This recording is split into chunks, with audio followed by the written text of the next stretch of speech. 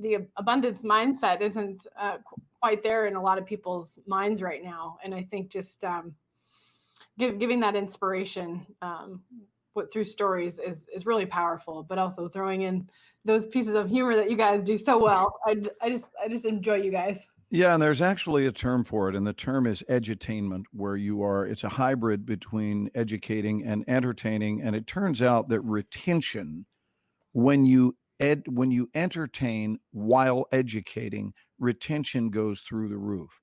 Yep. The fact is, and I'm well beyond theorizing in this moment, the fact is, at the end of the day and at the end of your life, you won't remember the fact presenters you crossed paths with. You won't remember them. If you think about who the great teachers are in your past, who were the great influencers, or even your school teachers, it was people with whom you felt a connection. And the great storytellers are people you will remember, because if they can take you through a story, then there's an emotional journey that they have in connection with the lesson learned. They'll remember the feeling, and the feeling will activate the memory of the fact, whatever the fact was. But facts not accompanied or unaccompanied by a feeling dissipate very quickly from human consciousness. But if they're associated with a feeling, we'll hang on to it. And Ken and I both do that organically, unlike talk shows. And Scott's no different. He's beautiful at it. Your average talk show will have a team of writers, just like we do with The Resident. And so they're cranking out canned material. We don't write nor make a plan week to week at all, other than simply having a launching point. But that's all it is. And we do not stay on topic. It's basically just an excuse to open the barn door. And here's what we're opening the barn door with tonight. And as soon as we jump out into the prairie, it's anything goes. And we all trust, and I think this is essential, we trust the tributaries of thought that show up, and we explore them. I've been a proponent for years of under planning your life. Under planning versus over planning. Planning, sure, you got to plan. You have to plan. You don't create things without plans. But I've seen in far too many instances the tragic results of people who overplan their life, where they now render themselves unavailable for what the heavens, if you will, and this is not even a religious discussion, the heavens, the cosmos, God, call it what you will, but what your beautiful life force had in mind for you from moment to moment. And if we're not receptive to that, because we, as we say here in the South, we done planned it all away, then don't be surprised if you miss the train that was intended for you to catch. And we all have surprise trains that come down the track. And we need to mature to the point of trust where we can eyeball a train and go, that's my train. That's my train. And I belong on that train. If I hadn't followed that train, I wouldn't have met you. If I hadn't followed the train that took me to Ken, I wouldn't have met Ken. I wouldn't have met either one of you if my life had been so beautifully orchestrated and planned. We wouldn't be on the show with you tonight. That's fact. So I'm grateful, among other things, for the gift of spontaneity. Yeah, no, it's so true. Ken, what he said. What he said? I think that, well, I'm going to pay you back the next time you start pontificating. I'm just going to point down at you and say what Ken said. Just do not ever try to refer your barber to me again, okay? Just so we're clear. My barber that I last had when I was a child. It looks like he did a thorough job. I colored my own hair yesterday, guys. Oh, wow. Wow. Yeah, I think a lot of people are, and I think that, and this is so overused. I overuse it. A lot of people do, but you've got to, the people that are stuck right now, like you have to search for your internal greatness.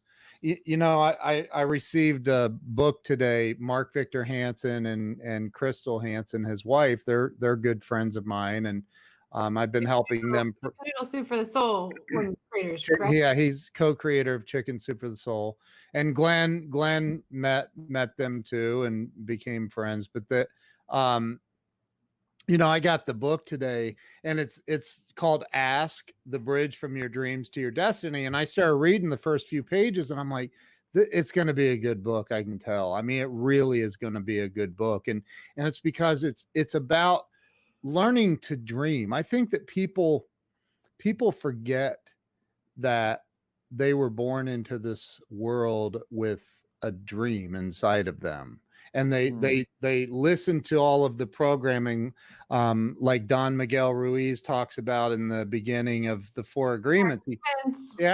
He talks about the programming of the human, right?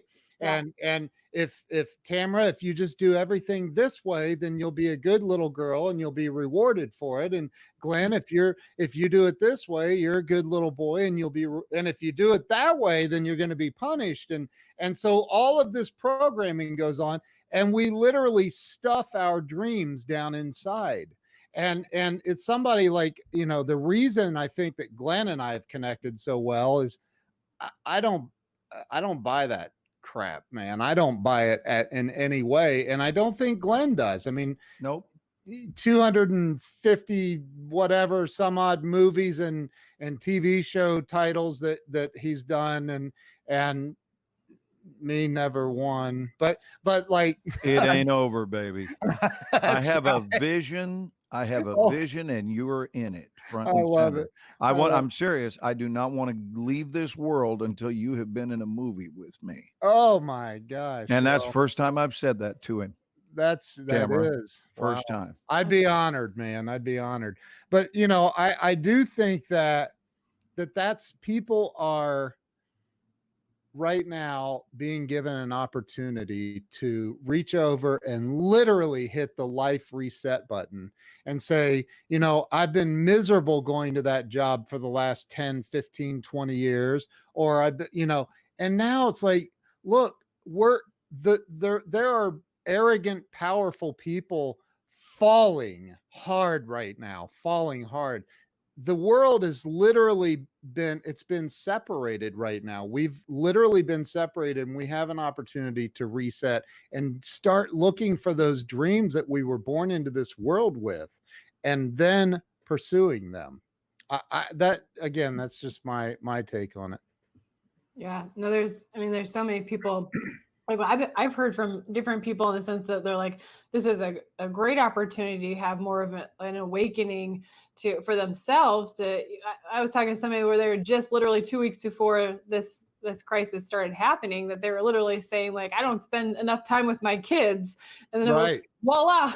He was like, well, now I'm spending a lot more time obviously with my kids, but like, these things that people are saying that they didn't have the opportunity to do, that it's actually opened up opportunities for people to think differently and shift. And if people are unhappy with their jobs or whatnot, there's different ways that people can think to create a different path for themselves, Yeah. because I don't even know what the percentage is. I don't know if you guys have caught up. 37.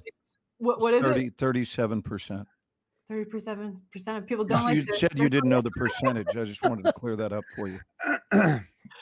Yeah. It's interesting how if you just merely make up a random percentage and say it with great conviction and authority. I was thinking it was like 73, like backwards. We'll swap. Tamara was like, how does he know that? That was very quick. I thought it was more than that. 71% of all statistics are made up on the spot 84% of the time. So. By the majority. You like that one, Tim? By the majority. Yeah. Well, people have had this opportunity to really think, that people have gone through anxiety, they've gone through loss, they've gone through depression. Some people are excited, but then you have other people like graduates from high schools, people losing proms, losing, their graduations. Like there's all these things that are different, but I like how people are approaching it in different ways too, where like there's families holding proms at their homes for their daughters, and, people holding virtual graduations, and they're staying connected. And I think that's the biggest thing right now, is just staying connected and building stronger relationships with those that really fit within your space, that can help you grow through the time too. Because I don't know about you guys, but at this point, I'm calling my mom even more.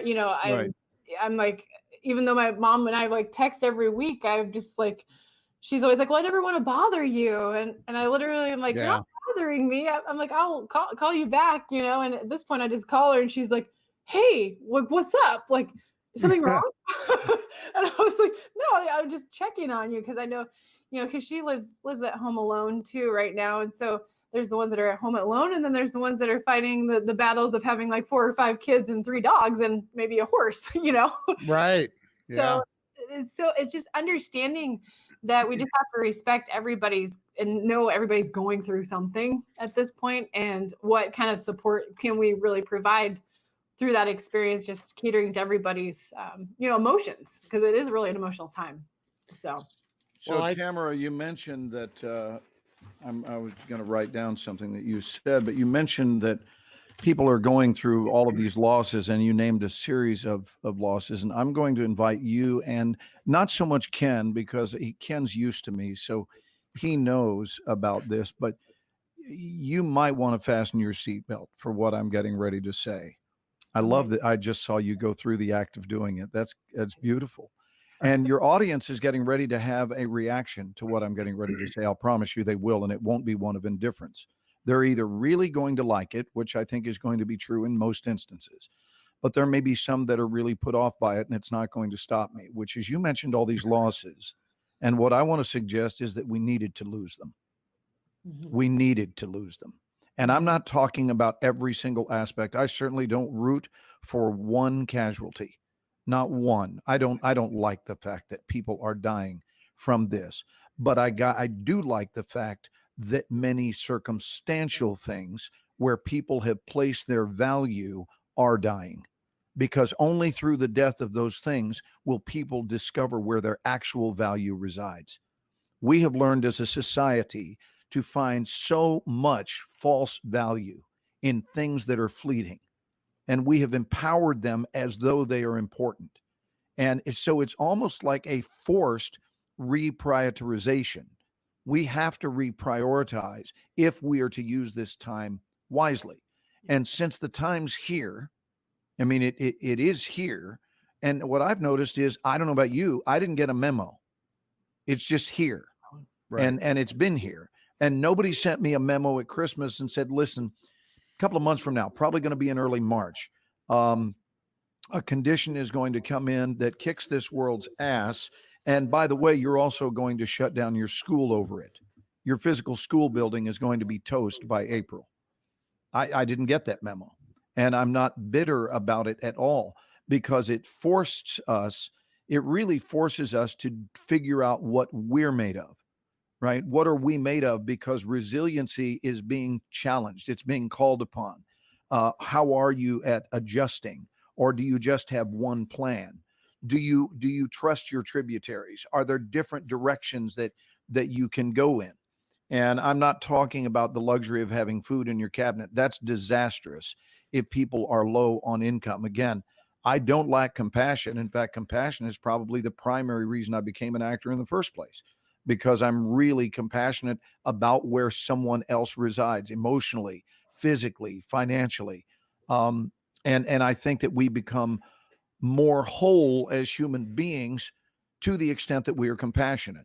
When we really spend time in the uniquely assigned sacks of skin in which other people reside, when we spend time in their sacks of skin, then we become bigger versions of ourselves. So I think it is an opportunity to reset. It is an opportunity to look at where we placed our value. There is a teaching in metaphysics that says this: we are not what we do. For if we are what we do, then when we don't, we're not. Let me say that one more time. We are not what we do. For if we are what we do, then when we don't, we're not. That's why if someone says, who are you? My answer to who am I would never be, I'm an actor. Why? Because an actor is not who I am. It's what I do. So if I am what I do, then when I don't, that means I'm not, which means I have inappropriately placed my value in something that has nothing to do with who I actually am. Now, right now, I'm not acting. But if I have assigned my value and my worth in what I do as an actor, then right now, frankly, I'm screwed.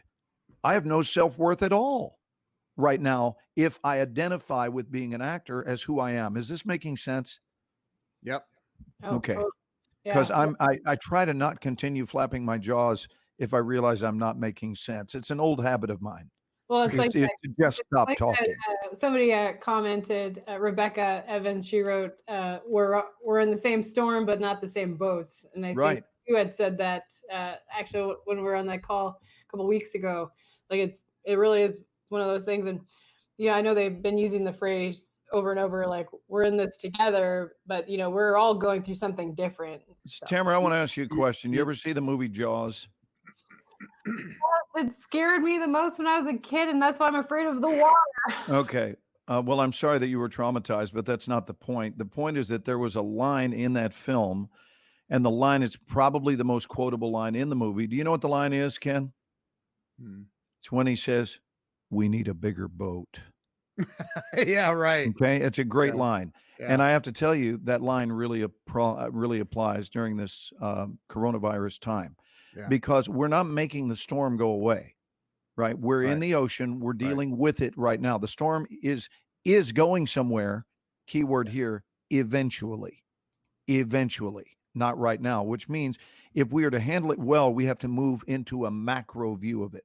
We have to think macro. How are we going to handle it in the macro? So the first strategy that I would coach someone on is get a bigger boat. Yeah. That doesn't mean a huge leap, just bigger. Notice I didn't say a big boat. I said a bigger boat.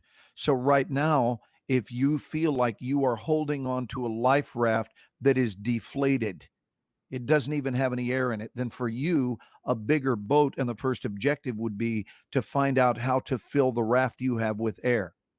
From there, you would connect to a bigger boat. And from there, a bigger boat. And you would stair step your way to feeling more safe, not safe, but more safe, because total safety doesn't even exist in this world. It's an illusion. We've seen that. How many companies felt safe and secure? Southwest Airlines is a great example of an airline that was prospering unbelievably so. And 2 months ago, to a stop, and they just sent out a big corporate email, a huge post that said, "We need flyers or else." And the or else says that they are going to be downsizing to a very small company only servicing a couple of cities. They are based here in my hometown, right here in Dallas. And Yeah. it started out as a tri-city airline. They were flying from Dallas to Houston to San Antonio. Then they added Austin, then eventually El Paso and Corpus Christi. And I watched this airline go from its embryonic phase to flying successfully all over the US and now into adjacent countries. They fly down to Central America and Hawaii and so forth. I do not work for Southwest Airlines. This is not a plug for them. What I'm saying is, if just a couple of months ago you had asked their CEO, "How safe do you feel about this corporation?" they would have said with a huge smile on their face, "We've never been more safe, brother." And bam. Well, that's what life does sometimes. There is a bam factor included with living here on the planet. So we have to know to never sit up too high in the saddle, because at any point it can all unravel like a cheap sweater. That's not paranoia. That's realism. And what that transfers us to is this mindset of entitlement to one of just extreme gratitude, that I'm grateful for the way things are, just as they are for this moment. As Ken said, one day at a time. I'm grateful, grateful, grateful. Love I it. love it. And so I coach a lot about gratitude. And one of the things that I think is hell, and I won't go down a big tributary here, but one of the things that I think, thank you, Ken, I love it, that I think makes a difference is we are being forced, again, whether we like it or not, we're being forced to evaluate what's important. And I've asked all of my students, and I've asked loads of people over these last 2 months, has this been a time of reflection and introspection? Well, of course it is. But what's interesting is that that's been available all along. Every day of our lives has been available to be introspective and reflective. And yet we don't, as a people, and I'm not going to raise my hand to admit to being one of those, because I'm not. I've been a massive appreciator my whole life. and a chronic explorer, and one who thinks often of introspection and exploration and reflection in order to improve and enhance the quality of my life. But I do hold the belief, based on evidence, that everything that is built inappropriately, now you fill in the blanks as to what you think I mean by that. Everything that is built on inauthentic ground, how about that? That's a little more vivid, is due for a collapse. And that collapse is inevitable. Anyone who tries to bullshit their friends, they are due for a collapse. Anyone who builds their business on bullshit is due for a collapse. And so many things that we place value in are collapsing right now. And it's time to not only look at what is of worth, but how about this? It's time to inspect our why. Why? Meaning, why do you do what you do? Because if your motive for doing whatever you do, this is a relationship tip, it's a business tip, why are you doing it? And I got to tell you, I really believe that I've condensed this. I thought a lot about some comments Scott made this morning on your show, Ken, and it was a great interview. But it turns out that the byproduct is the goal. I want to say that again. The byproduct is the goal. So, for example, so many people, their goal is make money, man. Got to make more money, because when we have more money, that's going to be the answer. It's nonsense. And anyone who has money will prove to you that money opens up things like options. It has never actually generated happiness, not true happiness. And so their quest is set forth for money. It's money that they're after. And if money is the reason you do, what you're doing will eventually collapse. What's interesting is that when people really say yes to their calling, when they honor their soul, and when they set out to be of service, the byproduct of that is that money will follow. And they will have money because they didn't make it their priority. They recognize that service is the priority, truth is the priority, love above all else is the priority, and that in that healthy prioritization, money follows. But it has to be really, really clear. And here's what I'm going to close with this thought. We live within a very wise system. Whether you believe that or not does not negate its truth. This, again, is not a religious discussion. The system we live in is infinitely wise. And so I think we take a back seat to what it has in mind and what it wishes to do. And right now, it wishes to mix up some things. So I am trying to figure out what the healthiest available response is when life decides to do what it's doing. Whatever that is, whatever's going on at any given time, it's time for me to think, okay, it doesn't need, tornadoes have never sought my approval. All right. We just had a couple of big tornadoes move through Dallas a few months ago, and it hit right between my mother's house and ours. We live 4 minutes apart, 2 miles. It cut right through the middle. Both of our houses are fine. Do you think for a minute I'm arrogant enough to believe that my good life had anything to do with that tornado not just flattening my home? There are people whose homes were destroyed, who were good people. And I want to puke when I hear people stand in front of the TV camera and say, we just stayed out in front of our house and we just prayed and knew that our house is going to be spared. I pray all the time. Has nothing to do with being religious. The point is, do you get that there were people that were 2 blocks over who also were praying and lost everything? Right. So this belief that because, what do you have, some sort of hotline to God? It's an arrogant thing that people practice, and somehow they flaunt their blessings. They flaunt them as if they had something uniquely to do with it. It's called luck of the draw, flip of the coin.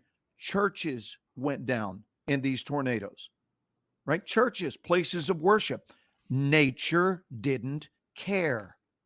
And there's so many things right now that we're having to face and realize, hey, settle down. It doesn't care. It doesn't care. And then you go, but if I have this nice suit and my nice Maserati that I drive and my reputation, and hey, I make movies for a living. By the way, I don't drive a Maserati.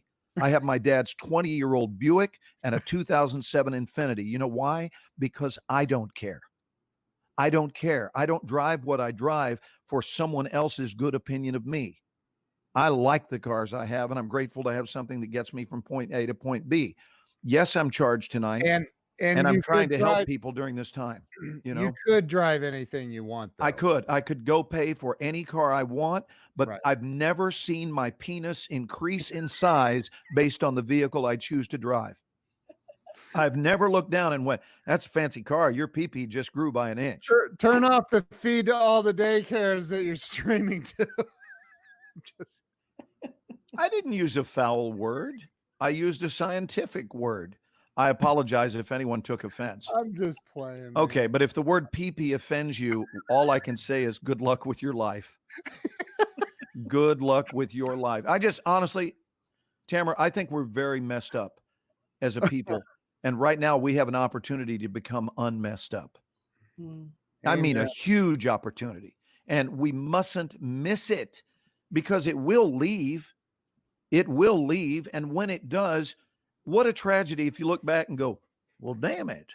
I didn't get much of anything done during that time. I had a whole bunch of time to reflect and consider what all of this means before I'm dead. What does all of it mean? And all I did was eat potato chips and watch reruns of Laverne and Shirley. So what I've got is 25 pounds on my tummy to show for the coronavirus chapter of life. That to me would be a tragedy. Anyway, I'm yammering, but I'm charged and the passion is real. Weight during this time. Say again, I'm sorry.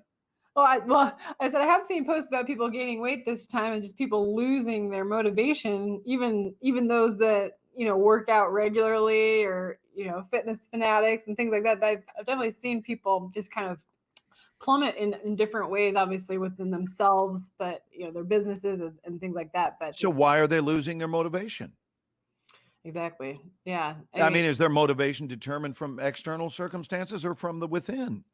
Because if we're determined from the within, we haven't lost anything. I think the problem is people, this is one of the problems. And I've been through it, man. Glenn, you know a lot of my story. Tamara, I'm not sure that you know a lot of my story, but at 16 years old, I was in the hospital with blood coming out of both of my ears with a severe concussion and one more punch in the temple from being dead. And that was from the doctor. And that was the last time after 13 years at 16 years old, 13 years of physical abuse in the house that I grew up in. And then I went on to practice alcoholism for many, many years after that. I was a millionaire at 26 years old, making crazy money. I just thought I was Elvis at 26 and 27. And I lived in this beautiful gated community with doctors and surgeons. And I was this insane alcoholic at 26 years old, riding wheelies on my dirt bike through the neighborhood. They loved that. And so I was batshit crazy. And hey, that's right up there with pee-pee, Ken. Watch it. I know. But I ended up homeless, sleeping in my car in Seattle, Washington a few years later and having lost everything. And I know you can relate to that, but I think that because I've lost so much, so many times, I just don't give a crap. Like, I don't care. I'm right with you. I'm you know what? You sent me, what was it, a year and a half ago or so, when you sent me the message, hey, I'd love for you to come out and be an influencer judge and that. And I was like, well, sounds cool. I don't know what that means, but I'm on the way. I booked the, let's go. And because I don't care. I'm willing to take a chance. I'm willing to take a risk.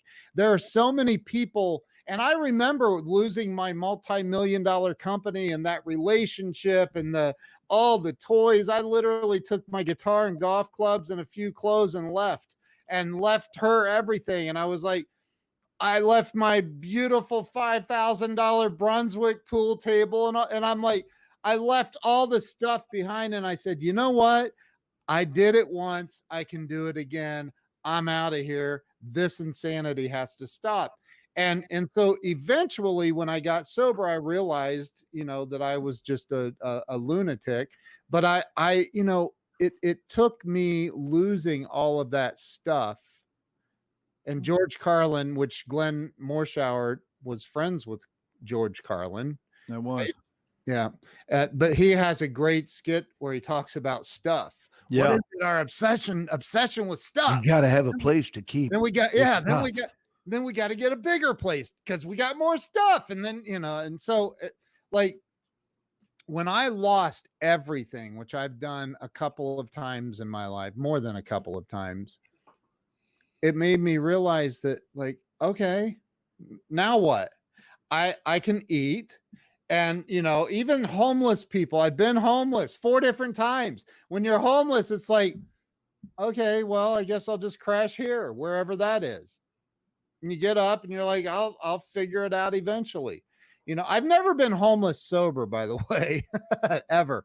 So, but like when you lose everything, it brings you to, and I think that's why people are so afraid. They're like, oh, but what's mom and dad going to think of me? Or what's this person going to think? Or the neighbors? And, oh, we've spent the last 15 years trying to keep up with the Joneses next door. And now our house is being foreclosed on and the Joneses are going to make fun of us. You don't know that. We turn on these projections and they're not real. The first thing that we're going to find out in the afterlife, Ken, the first thing is this. Your attention, please. The Joneses never existed. Right. That's my point. Like, who cares? This isn't, I'm here. A friend of mine runs the suicide hotline for the state of Ohio. And he called me up and needed help with Facebook live streaming stuff for the state. And this, well, they bought my course, whatever, but like blew me away. Right. And I'm like, he's like, dude, you would not believe how insane the phones are right now. Their lines are blowing up at the suicide hotline for the state of Ohio because people are so afraid of I mean, you're not going to go hungry. My God, we're in America. If you can't figure out how to get a hamburger in America, I don't know. I mean, you're not going to starve. Well, you got to think also about like, I don't think it sounds crazy, but I'm looking forward to hearing the stories that come out of this. Like I'm excited to hear the resilient stories, like more because I get excited. Like I have really resilient stories. You have resilient stories. Like we're on that path. We continue to build, our path because of things that we've gone through that have made us stronger. And I'm excited to hear like how people have been able to push through things, because that's going to open up more opportunities for people to find something through their stories that can actually share with things that people aren't even thinking about, like putting things online, but when people start sharing their stories of getting through this, I mean, people have created YouTube channels through this. They've been starting doing live streaming, sharing, and they haven't even understood why they're doing it. They're literally sharing their stories right now. I'm watching people on, Instagram, like doing live streams, people that are, building their channels because they just don't know what to do right now because they're bored or whatnot. But there's different people going through these shifts. And it's just going to be very intriguing to me to see like who comes through this. There's going to be a new wave of individuals and people online. And I agree with you. I too am excited about them, but I also know this, whether or not you depart this period with stories is entirely up to you. Mm-hmm. So the call to action would be make your story like right now, design the story you want to be telling, design that story now. And then you have one to tell. Mm-hmm. Because if you don't do the designing, rest assured it will be designed for you.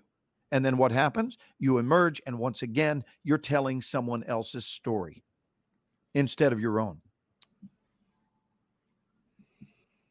Boy, you could hear a mouse urinating on cotton right now. It's that I quiet. I think, you know, Get it in. and Glenn, you and I have talked about one of my favorite books of all time, which is Power versus Force, and you Yes. know, that book is about kinesiology. It's thick. It's a very deep book as well. But you know, and I'm not summarizing the entire book, but that you know, it's anytime you try to push really hard on something in your life to you automatically create resistance, right? Mm-hmm. Mm-hmm. True power comes from surrender. And there's another book written by two people in recovery, Ernest Kurtz and Catherine Ketchum, called The Spirituality of Imperfection. And this book is a book of parables, and it's such an amazing book. It's not religious. It's a spiritual book, but far from religious. And they tell a story in there, and I think I put this story in my book if I could remember. But the story is about this homeless guy, this beggar on the streets of, I don't know, say Calcutta, I don't know, but all he has is a loincloth and this golden beggar's bowl that the king had given him one day. And that's what he went out and begged for money every day, and with this beggar's bowl. And one night he's trying to sleep underneath this bridge, and he notices that there's a thief lurking about, and the he's like holding the bowl closer and he can't sleep because he knows that thief is in the shadows. Finally he gets up, takes the bowl, walks over to the thief hiding behind a pillar, and says, "Would you please take this already so I can get some sleep?" And he walks away, goes over and has a peaceful night's sleep. The next day the thief comes back and says, "Here, take this bowl back. That's not what I want of yours. I want something else that you have." And that's the ability to let go of this bowl so freely. So, you know, when we learn how to, man, stop being so freaking attached. I ain't never seen a hearse with no luggage rack on it. You're not taking it with you. No matter how hard you work, no matter how much money you accumulate, no matter what, you're not taking that shit with you. And so you have to let go of your attachments. And here's the irony in the whole thing. This is the paradox of life. And Glenn, you tell me if I'm wrong. It's as soon as you let go of everything you're like freaking out and scrambling about to get, it magically freaking shows up and you get it. You're right. You know, I did a talk years ago, and only one aspect is coming up for me in this moment, but it's about the spiritual message that was behind the movie. And Ken, you've never heard me talk about this, behind the movie The Wizard of Oz. Now, I'm assuming you've both seen that movie. Yep. Have you? I know we're not supposed to make assumptions, but every so often you can. And most people have seen The Wizard of Oz. It's arguably one of the most visible movies of our time. And what I think people missed out on is what a powerful spiritual movie this was, and the metaphors that it was loaded with, the biggest one of which being Oz himself. And if you remember, the verbiage used was the great and powerful Oz. And that was the voice of Oz. And what was revealed, and it took a little dog to do it. And we're having this done by COVID-19 right now. COVID-19 and the Wizard of Oz are running on parallel tracks because a little dog named Toto grabbed the curtain and revealed that Oz wasn't Oz at all, but it was an old, frightened, shriveled up little man. It was hiding behind a control panel with smoke and mirrors. Yep. And creating the presentational self for everybody to revere, the great and powerful. And a little dog busted him. And I think so much of what we find value in is being busted right now. And you're right, Ken. That's when we find who it is we are. But we came on your program for the motive of love. We're not here promoting anything. We have nothing to sell. We just came because, frankly, I use Southern language. It's called I like you, gal. I like you. Well, now why are you? Because I like her. And what's the catch? What's the hook? There isn't one. And I'm attracted to people that don't have one. And Ken doesn't have a hook. So knowing him has been a true pleasure. He is a hookless individual. And he works from the catch and release perspective, right? He doesn't try to throw you in the boat and hang on to you. He lets you swim. It's fun to fish together, but there's no hook involved. And I think that when we float love out there, here's the truth. Love doesn't contain a hook. It doesn't. And if we find a hook in it, it wasn't love. Right. So we got to look where the hooks are. Right? Where is there a hook? Is there a hook to why I do what I do? Is there a hook? And wait for one. Well, I got to tell you, if you wait out around for me for a hook, you're going to be waiting a long time. Because like you, Ken, I don't care. I'm not invested in it. That's why you feel free, is because you weren't invested in the acquisition of things, because things are what are going to define you. It's insane. Your reference to the hearse with no luggage rack, right, and no U-Haul behind it. They also don't pull a U-Haul. No. And I think it's about just finding that level of peace. Sometimes you have to lose a lot to find everything in life. And dude, that's good. Did you just come up with that on your own? No, life came up with it, and I happened to be listening about 15 seconds ago. But life came up with it. I'm just a vessel. That's it. I'm hearing it and going, oh, that's pretty good. That makes sense. I try not to interfere, man. When the messages come in, we got to remain downloadable. That was good. I love it. Tamara, you rock. No, I appreciate you guys. I don't want to keep you guys too much longer. I know you guys could go on for hours. I could be on here for hours. Oh, well, you know that when you tune into our show, it's called the Maybe It'll Be 90-minute show, or maybe not. Yeah, right. Well, we've got to at least tell them the name of the show. I mean, we can at least tell them that, which is the Ken and Glen show. And notice Ken gets top billing. And that was negotiated by me. He was like, no, he tried to fight it off. He truly did. He's like, you're the TV guy, man, the film and TV guy. You should. I said, no, because you had a talk show that I walked into and a new idea was birthed. Therefore, you get first billing, not to mention it also rolls off the tongue a wee bit more effortlessly to say the Ken and Glen show with a guy named Scott. The Ken and Glen show. And Scott, by the way, thought about changing his name to Sven so that we would have the Ken, Glen, and Sven show. But so far, he's not made that change. I don't think you named the author, and I know who the author is, but I don't think you named the author when you mentioned the book Power versus Force, Ken. I did not. Can you? I drew a blank. I know he's a PhD and an MD. Dr. David Hawkins. Hawkins, thank you. So I wanted to say that for people that might want to read that book. And in summation, probably the greatest takeaway, not only from that book, but I think one of the top 5 takeaways in life, how's that for an elevated opinion of something, is when he said that every thought and every action we take either contributes to or contaminates. One of the two. And that there was no middle ground. And I thought, so I've offered this up as a recipe for life. If you really want to improve how wonderful it feels to reside within your sack of skin, what can you do? I'm going to offer a simple exercise. Write down on a piece of paper 2 words. Write contribution. And I want to invite you to write that one down first because it's the positive one. So let's start with positivity. In big, bold letters, contributions. Or contribution, singular, but we're going to list them plural. So contributions. And on the right side of the page, contaminations. And here's the only thing.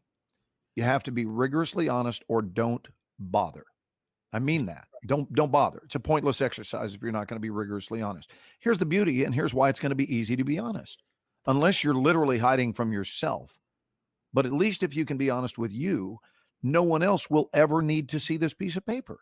In fact, after you're done with the exercise, burn it. Don't even throw it away. Light it on fire. It'll never be seen.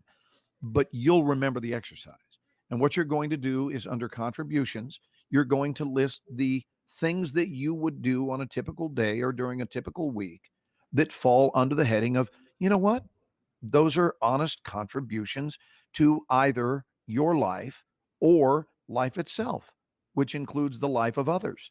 So anything that really does feel like, you know what, that's a contribution. And there's no control, there's no specificity wrapped around this. A contribution could be taking a walk. A contribution could be helping someone wash a car. A contribution could be sending someone a loving text. A contribution could be eating lettuce instead of a Butterfinger.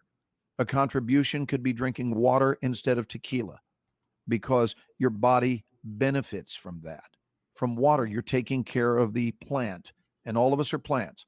I mean, we were all born between 71 and 72% water. And is it mind-blowing? Hello, McFly, do we not grasp that the very earth upon which we reside is also 71% water on its surface, that we are mirrors of that? How do we miss hints like this that tell us you're part of a miraculous system? Attention, you're part of a miraculous system. And here's the evidence. We started by outswimming 500 million sperm. Could it be that occurred so that we could have proper regard for ourselves as winners and never forget it? If you start out, if your first act on the planet is that you defeated 500 million other competitors, why would you ever think of yourself as a loser in this lifetime? Why would you ever do that? And here's the answer. A lack of remembrance. Meaning you don't need to learn this. You do need to remember it. That's all we have to do, is in this time of stillness, just remember that this life gig is cool. We get so preoccupied, we forget what our own opinion of life is. So I would ask all of you right now, again, you don't have to go out and advertise it. I'm asking you to look yourself in the mirror and just say, how cool do I happen to think life is? And not just your life, life itself. Tamara's life, Ken's life, my wife's life, my kid's life, the people that I've never met and never will meet. Can I still consciously bless them on a regular basis? And the answer is yes. Why? Because I have an elevated regard for life. Well, son, that's easy for you to have. You're a damn TV and film star. You make a good living, right? No wonder you love life. I got news for you. I fell in love with life before I ever made my first film. Again, healthy prioritization. So if we start with love, it's not surprising that it tends to work out well. Garbage in, garbage out. Beauty in, beauty out. So then on the right side of the page, we list our contaminations. This is easy stuff, Tamara. This is not even a great big scientific concept. It's beautifully simple. Beautiful. And on that right side of the page, be rigorously honest with yourself and write down the things. How about this? That do not serve you. Plain and simple. You know they don't. And yet you've reserved room. We all have. I have, certainly. Let me raise my hand first. On occasion, I have reserved space in my life for things that they're beyond their due date. It's over with. Their shelf life has expired and they don't belong there. Once upon a time, it was fine, no longer fine. And I think that once we've grown wings, we are foolish to still try to insist that we must act like a caterpillar. We're not. But we do need to bless what we learned as a caterpillar. Yeah. But a butterfly should never have to offer the cosmos nor anyone an apology for having metamorphosized into something that it was supposed to metamorphosize into. So what are the contaminations? And this is the end of this long-winded discussion. Look at what is contaminating your life. Look at what poisons your life. Look at bad traits that cause problems for you or others. And not only do we want to systematically give them up, you don't have to do it all at once, and it's not microwavable. It takes time, but it doesn't have to take a lot of time. That's the good news. Basically, you decide what the timetable is. Here is what will expedite it. What will expedite it is, instead of merely removing a contaminant, Like, take a thing you've been doing for a long time that you know is not good for you. It does not increase your smile. It actually accelerates your frown. Whatever that thing is that qualifies uniquely as a contaminant. Now, instead of merely removing it, here's what we're going to do. We're going to remove it from the contaminant department. We're going to slide it across, just get rid of it, just take it out of our lives. And instead, we're going to make a deposit in the contribution category. So you're not merely removing, you're adding. For everything you remove that was toxic, you replace it with something that is helpful.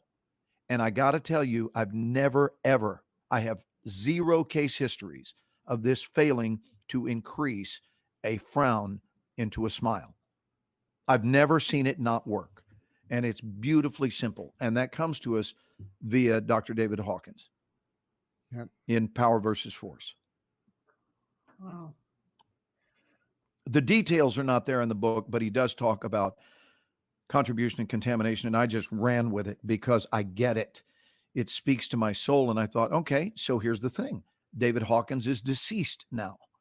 And we owe it to one another as part of this human race to pick up the baton and continue the race, which means to add additional discoveries. Okay. Thank you, Dr. Hawkins. Sincerely, bless you. Thank you for teaching us that. Now, here's what I'm going to do. I'm going to have the baton until I die. And while I'm here, I'm going to run with it with all my might, and I'm going to add to it every in-depth understanding I possibly can so that it will be that much more beautiful when I hand it off. Fully expecting the next person to pick it up, run with it, and add their deepened understandings. I think that's the way life works. It is. And I also think we need to stop being so critical and judgmental of other people. And you know, we have a tendency, since this is, you know, the film industry that you're in, Tamara and Glenn, and I'm just a live streamer guy. I don't know anything about film, but anyway, you know, stop comparing your movie to other people's highlight reels, right? So we get these peaks into, well, we see Glen Morshower on that, and it looks like he's really got it together. And he said he drives a Maserati. I'm kidding, but you know, I was teaching a lesson. I don't drive a Maserati. I know everybody heard you. But you know, we see these people putting pictures on Instagram and Facebook and all these things, and we think, oh my God, their life is so much better than mine. Right. Know what's going on in their lives. You know, you don't know what's happening in their heads. And so, you know, stop comparing yourself to everyone else. What is the saying? Comparison is the thief of joy. Yeah, it is. Tamara just got a visitor. Did your cat just walk in? We've got our orange tabby over here. Come here. Here, buddy. Here. Come on, That's the beautiful thing about these streaming events. I know. In all the years I've been a speaker, I've never had someone just come bring a cat on stage. and I'm not judging it. I love it. Wouldn't a speaking event go so much better if the host would just walk out from time to time just with a cat? I think so. And just go, hey, little buddy. Are you gonna bring Jack up in the box? Yeah, right. Yeah, Jack's not in the box tonight. The box is empty. Darn. The box is they're empty. like twins. They're twinsies. Well, I really appreciate you guys. Person just wanted to reiterate again, what was the name of the book by Dr. Hawkins? Power versus Force by Dr. David Hawkins. Yeah. Amazing book. I've only read it twice, but it's a thick book. But 2 versions of you read that. Isn't that true, right, Ken? We talked about that if you space a book out for a few years, the truth is any book you've read, you've actually not read it before. Because that was a previous version of you that had a different reaction to it. And now we've become somebody else and we read it. The point is, a butterfly will never read a book the same way the caterpillar version of itself did. Amen. It will never read that book the same. Like I said, I'm so appreciative and blessed, grateful that you guys joined us tonight. And thanks for having us. Thank you. Just that I know you guys. It's been a pleasure just to start to get to know you, Glenn, but continue to know you, Ken, you know, through this journey. And you know, I'm here to support anybody listening to this as well as you guys. And you know, I'm passionate about what I do too. And I know you guys know a little bit more about my backstory. Yeah, everything that I've done in my life, I wouldn't take it back for anything. And I just continue to strive to figure things out even during situations like this, because it really just helps us figure out more of where we're supposed to be going, you know, through this. So like I said, thank you so much just for joining all of us tonight, and those that will watch the replay. Just super grateful. You guys are amazing. So. Thank you for the Thanks, honey. invitation. And everybody else on here is thanking you guys too. So they had a great time. Thank so. you guys for listening. And thanks for watching this video. I really appreciate you guys taking time to check this out. For those of you that feel inspired, want to subscribe and ring the bell, go ahead and do so. And definitely check out more videos just like this one over here. Tap the screen, and I'll see you next time.